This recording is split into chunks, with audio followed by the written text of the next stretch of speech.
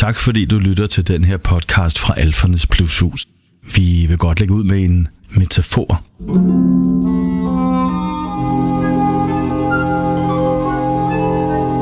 Fonden Alfernes Plushus. Hvis man står foran et vindue, så kan man enten vælge at kigge på de pletter, der er på vinduet, eller fejl ved dem, eller så kan man vælge at kigge gennem vinduet og se, hvad det egentlig er, der udfolder sig ude på den anden side.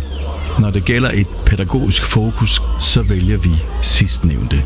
Helheden, ikke fejlene. Fonden Alfernes Plushus. Serviceloven beskriver, at vi gennem socialpædagogisk indsats skal guide børn og unge på en måde, så de får mulighed for at dygtiggøre sig og udvikle sig til at blive veltilpassede mennesker.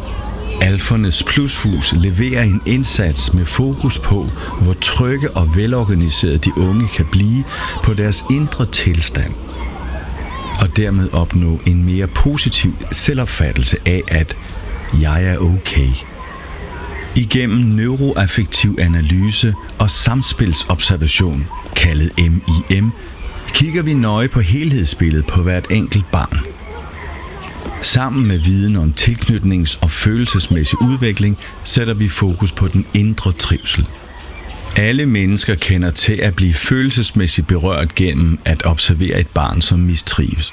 Alle børn fortjener ro, respekt og en tryg ramme at vokse op i.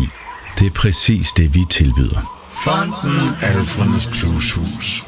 Vi ved, at vi lykkes, fordi vi kan aflæse det på vores børn. Her er der nogle eksempler. Når overtilpassede børn begynder at stå ved deres egne meninger og tør stille direkte spørgsmål til og på de voksnes beslutninger og handlinger. Eller når en dybt traumatiseret PTSD-ramt dreng, som har været udsat for vold og misrøgt, begynder at gå smilende rundt med afslappede skuldre og bare lige skal have et kram af en voksen, fordi det nu lige er det, han har behov for, uden nogen særlig grund.